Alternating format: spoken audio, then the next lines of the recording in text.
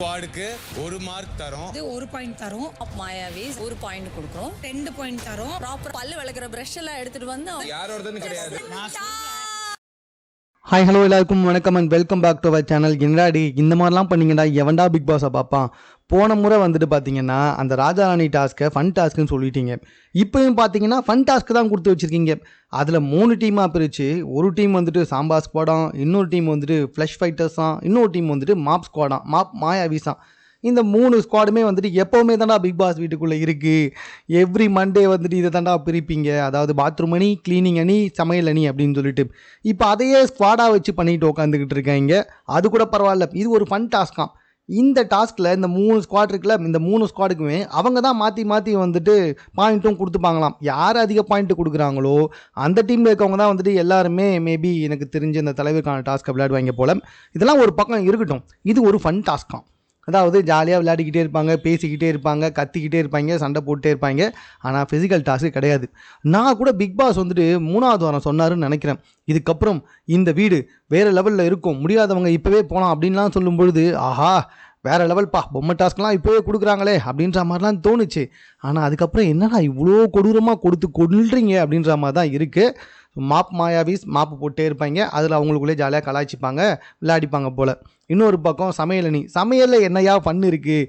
உப்புக்கு பதிலாக வேறு ஏதாவது ஆப்போ சோடா மாவை போட்டுக்கிட்டு தொலைய போகிறாங்கடா, அது வேறு ஃபன்னுன்னு வேறு சொல்லுவாங்க. இன்னொரு பக்கம் பாத்ரூம் கிளீனிங், பாத்ரூம் கிளீனிங்லேயும் ஃபன்னா ஒன்றுமே எனக்கு புரியல. இவங்க பண்ணிகிட்டு இருக்கிறதே ஏற்கனவே மேக்ஸிமம் உள்ளே இருக்கவங்க மற்றவங்கள பற்றி வந்துட்டு கோல் மூட்டுறது, பேசிக்கிட்டு இருக்கிறது, ஃபன் பண்ணிகிட்டு இருக்கிறது தான். இப்போ இதை வேறு வந்துட்டு ஃபன் டாஸ்க்கு அப்படின்ற மாதிரி சொல்கிறாங்க. பிக் பாஸை பார்க்கறதுக்கு விஜய் டிவியில் வர ரியாலிட்டி ஷோஸை பார்த்துட்டு போயிடலாம் போல், அது கூட ஓரளவுக்கு விறுவிறுப்பாக இருக்கும். ஆனால் இவங்க பண்ணுறதுலாம் செம காண்டாக இருக்குது. இப்போ கூட பார்த்தீங்கன்னா இந்த முறை போல் மாற்றி மாற்றி ஒவ்வொருத்தனுக்கா பாயிண்ட் கொடுத்துக்கிறானுங்க, வன்மத்தை கக்குறானுங்க. 1 பாயிண்ட் தான் கொடுப்பேன், 1 பாயிண்ட் தான் கொடுப்பேன், 1 பாயிண்ட் தான் கொடுப்பேன்ட்டு. இப்படி பார்த்தா எந்த டீம் ஜெயிக்கணும் அப்படின்னு சொல்லிட்டு அவங்களுக்குள்ளேயே தான் யாராவது ஒருத்தர் வந்துட்டு முடிவு பண்ணிப்பாங்க. அதாவது ஆப்போசிட்டில் இருக்க 2 டீம் யாராவது ஒருத்தர் முடிவு பண்ணிப்பாங்க போல். யார் ஜெயிக்க போகிறாங்களான்னு தெரில. ஆனால் ஃபன் டாஸ்க்குன்ற பேரில் நம்மளை வந்துட்டு கொலைன்னு கொல்லிக்கிட்டு இருக்காங்க அப்படின்றது மட்டும் நல்லாவே தெரியுது. இது பத்தாதுன்னு அந்த இடத்துல வெஷல் வாஷிங்கில் யாரோ க்ளீன் பண்ணியிருக்காங்க, யாரோ ஒருத்தருடைய ப்ரெஷ்ஷை எடுத்துன்னு வந்து க்ளீன் பண்ணியிருக்காங்கன்னு சாண்ட்ரா சொல்கிறாங்க. அது யாரோ ஒருத்தது கிடையாது, எஃப்ஜே தான் அப்படின்னு வந்துட்டு நம்ம சபரி சொல்லும்பொழுது, மிஸ்டர் சபரி இது ஒரு ஃபேன்டாஸ்க் அப்படின்னு சொல்லி கத்துறாங்க. யாருமா இல்லைன்னு சொன்னது?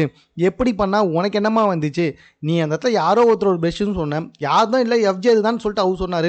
இதில் ஃபன் டாஸ்க்காக இருந்தான்னா, சண்டை போட்டுக்கிற டாஸ்க்காக இருந்தாண்ணா, ஃபன் டாஸ்க்காக இருந்தான்னா நீ யாரை பற்றி பேசினாலும் அவங்க திரும்பி பதில் பேசக்கூடாதா என்ன அப்படின்ற மாதிரி தான் எனக்கு தோணுது.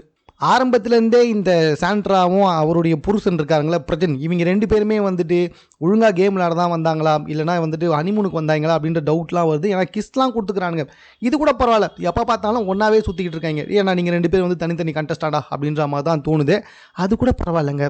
சாண்ட்ரா அவங்க எப்போவுமே வந்துட்டு ஒரு பயங்கரமான கேம் விளையாட்டுருக்காங்க. ஏமா கனி மேலே அவ்வளோ பிரச்சனை சொன்ன பார்வதி அடி வாங்கிட்டு இருக்கும்போது நீ என்னத்தமாக கிழிச்ச? நீ தானே தலைவர், நீயுமே கேமை நிறுத்திருக்கலாம், நீயுமே போய் சபரியை தடுத்துருக்கலாம், நீயுமே வந்துட்டு பார்வதியை தூக்கியிருக்கலாம். அப்போல்லாம் வந்துட்டு பவ்யமாக வந்துட்டு ஏன் சபரிக்கிட்ட குட் பிளேன் கூட சொல்லிவிட்டு அதுக்கப்புறமா எனக்கு இன்னும் அந்த பயத்தை விட்டு நான் வெளியே வரல, எனக்கு இன்னும் அது கவலையாகவே இருக்குது அப்படின்ற மாதிரிலாம் நாடகம் போட்டுக்கிட்டு இருக்கு. பத்தாவதுக்கு நாமினேஷனை ரொம்ப ஓவராலாக வந்துட்டு வெளிப்படையாக வந்துட்டு பேசிக்கிட்டு இருக்க அந்த கேங்கு. இவங்க உள்ளே வந்ததுனவோ அன்பு கேங்கை பிரிக்கிறதுக்கு, அன்பு கேங் ஆட்டோமேட்டிக்காகவே பிரிஞ்சிச்சு. ஆனால் இப்போ இதுங்க ஒரு கேங் ஃபாலோ பண்ணிக்கிட்டு ரொம்ப வன்மத்தை கக்கிட்டு உட்காந்துக்கிட்டு இருக்கு. ஸோ இதெல்லாம் எங்கே போய் முடிய போகுதுன்னே தெரியல.